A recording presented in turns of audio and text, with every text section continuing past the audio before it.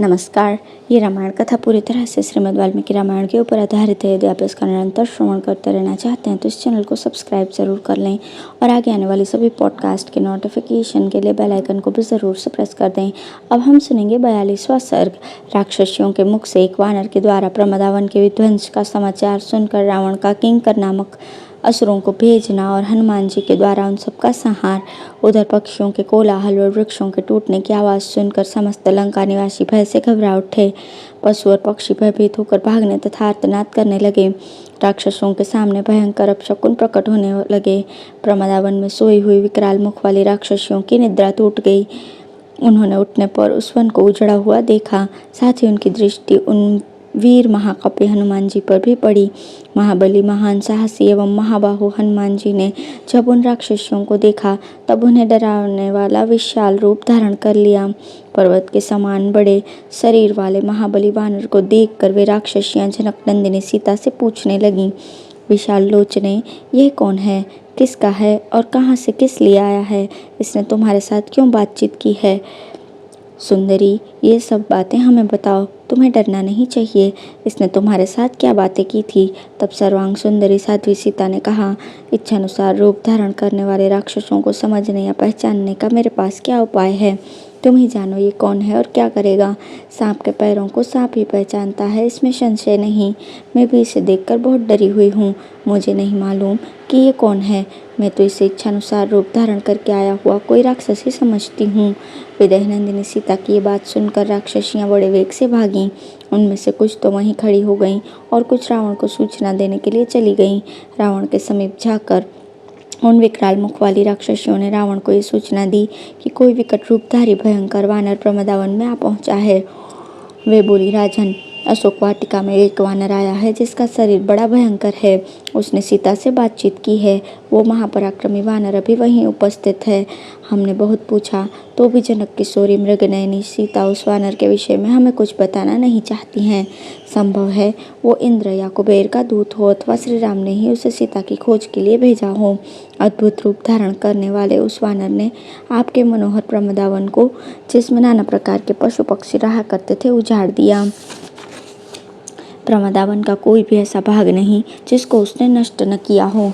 केवल वो स्थान जहाँ जानकी देवी रहती हैं उसे नष्ट नहीं किया। जानकी जी की रक्षा के लिए उसने उस स्थान को बचा दिया है। या परिश्रम से थक कर ये निश्चित रूप से जान नहीं पड़ता, अथवा उसे परिश्रम तो क्या हुआ होगा, उसने उस स्थान को बचाकर सीता की ही रक्षा की है। मनोहर पल्लवों और पत्तों से भरा हुआ वो विशाल अशोक वृक्ष जिसके नीचे सीता का निवास है, उसने सुरक्षित छोड़ रखा है। जिसने सीता से वार्तालाप किया और उस वन को उजाड़ दिया, उस उग्र रूपधारी वानर को आप कोई कठोर दंड देने की आज्ञा प्रदान करें। असुरराज, जिन्हें आपने अपने हृदय में स्थान दिया है, उन सीता देवी से कौन बातें कर सकता है? जिसने अपने प्राणों का मोह नहीं छोड़ा है, वो उनसे वार्तालाप कैसे कर रहा है? राक्षसियों की ये बात सुनकर राक्षसों का राजा रावण प्रज्वलित चिता की भांति क्रोध से जल उठा। उसके नेत्र रोष से घूमने लगे। क्रोध में भरे हुए रावण की आंखों से आंसू की बूंदें टपकने लगीं, मानो जलते हुए दो दीपकों से अग्नि की लपटों के साथ तेल की बूंदें झर रही हों। उस महातेजस्वी निशाचर ने हनुमान जी को कैद करने के लिए अपने ही समान वीर किंकर नामधारी राक्षसों को जाने की आज्ञा दी। राजा की आज्ञा पाकर 80,000 वेगवान किंकर हाथों में कूट और मुद्गर लिए उस महल से बाहर निकले। उनकी दाढ़ें विशाल, पेट बड़ा और रूप भयानक था। वे सब के सब महान बली, युद्ध के अभिलाषी और हनुमान जी को पकड़ने के लिए उत्सुक थे। प्रमदावन के फाटक पर खड़े हुए उन वानर वीर के पास पहुंचकर वे महान वेगशाली निशाचर उन पर चारों ओर से इस प्रकार झपटे जैसे फतिंगे आग पर टूट पड़े हों। वे विचित्र गदाओं, सोने से मढ़े हुए परिघों और सूर्य के समान प्रज्वलित बाणों के साथ वानर श्रेष्ठ हनुमान पर चढ़ाए। हाथ में प्रास और तोमर लिए मुद्गर, पट्टिश और शूलों से सुसज्जित हो वे सहसा हनुमान को चारों ओर से घेर कर उनके सामने खड़े हो गए। तब पर्वत के समान विशाल शरीर वाले तेजस्वी श्रीमान हनुमान भी अपनी पूंछ को पृथ्वी पर पटक कर बड़े जोर से गरजने लगे। पवनपुत्र हनुमान अत्यंत विशाल शरीर धारण करके अपनी पूंछ फटकारने और उसके शब्द से लंका को प्रतिध्वनित करने लगे। उनकी पूंछ फटकारने का गंभीर घोष बहुत दूर तक गूंज उठता था। उससे भयभीत होकर पक्षी आकाश से गिर पड़ते थे।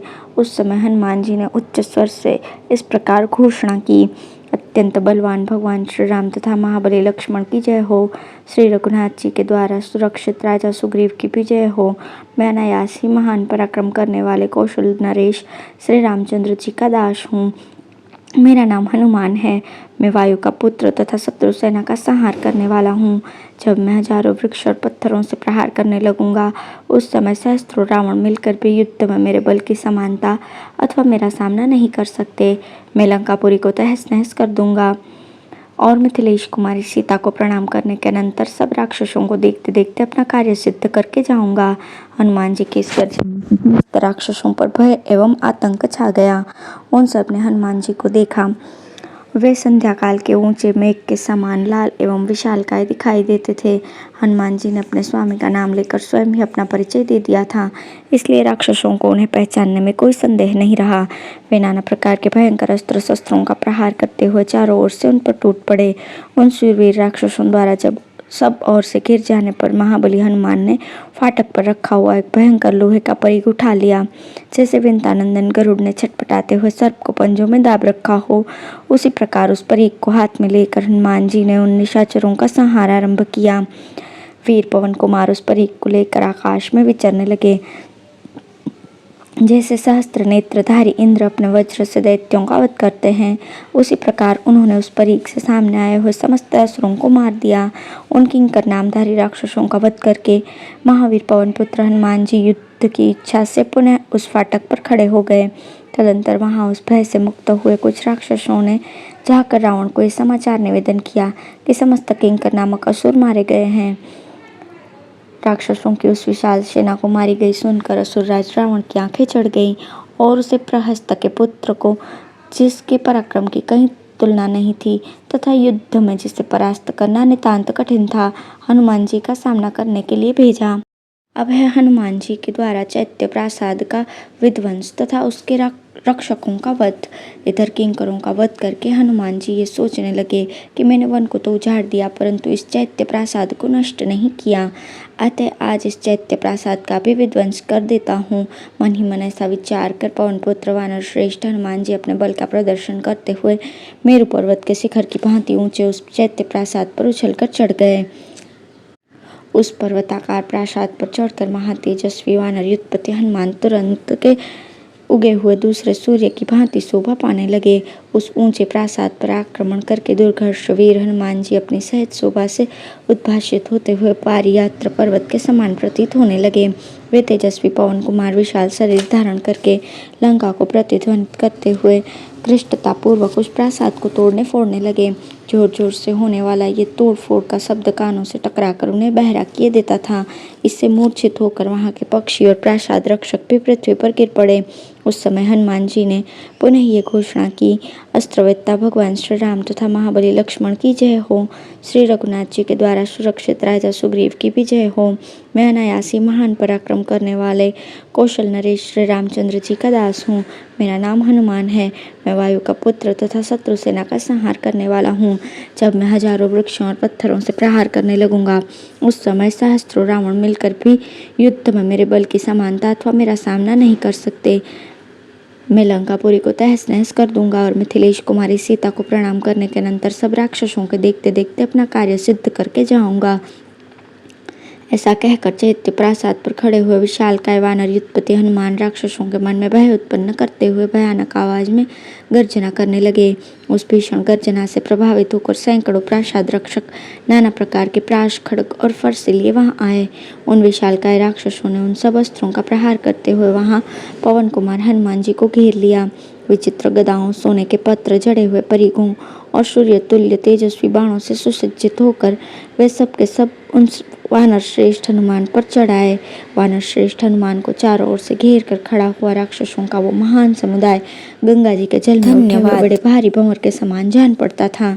तब राक्षसों को इस प्रकार आक्रमण करते देख पवन कुमार हनुमान ने कुपित होकर बड़ा भयंकर रूप धारण किया। उन महावीर ने उस प्रासाद के एक सुवर्ण भूषित खंभे को, जिसमें 100 धारें थी, बड़े वेग से उखाड़ लिया। उखाड़ कर उन महाबली वीर ने उसे घुमाना आरंभ किया। घुमाने पर उससे आग प्रकट हो रही थी, जिससे वो प्रासाद जलने लगा। प्रासाद को जलते देख वानर युद्धपति हनुमान ने वज्र से असुरों का संहार करने वाले इंद्र की भांति उन सैकड़ों राक्षसों को उस खंभे से ही मार दिया और आकाश में खड़े होकर उन तेजस्वी वीर ने इस प्रकार कहा, राक्षसों, सुग्रीव के वश में रहने वाले मेरे जैसे सहस्त्रों विशालकाय बलवान वानर श्रेष्ठ सब और भेजे गए हैं। हम तथा दूसरे सभी वानर समूची पृथ्वी पर घूम रहे हैं। किन्हीं में 10 हाथियों का बल है तो किन्हीं में 100 हाथियों का। कितने ही वानर 1 सहस्त्र हाथियों के समान बल विक्रम से संपन्न है। किन्हीं का बल जल के महान प्रवाह की भांति असह्य है। कितने ही वायु के समान बलवान है और कितने ही वानर युद्धपति अपने भीतर असीम बल धारण करते हैं। दांत और नख ही जिनके आयुध हैं, ऐसे अनंत बलशाली सैकड़ों हजारों लाखों और करोड़ों वानरों से घिरे हुए वानर राज सुग्रीव यहाँ पधारेंगे, जो तुम सब निशाचरों का संहार करने में समर्थ हैं।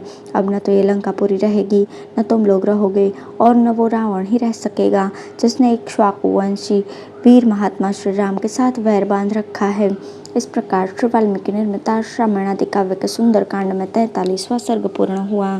धन्यवाद।